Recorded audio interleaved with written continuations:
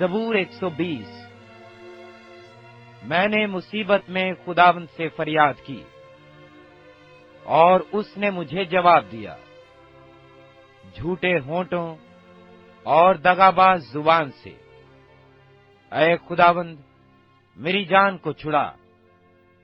اے دغاباز زبان، تجھے کیا دیا جائے اور تجھ سے اور کیا کیا جائے؟ زبردست کے تیز تیر جھاؤ کے انگاروں کے ساتھ مجھ پر افسوس کہ میں مسک میں بستا اور کیدار کے خیموں میں رہتا ہوں۔ صلح کے دشمن کے ساتھ رہتے ہوئے مجھے بڑی مدت ہو گئی۔ میں تو صلح دوست ہوں، پر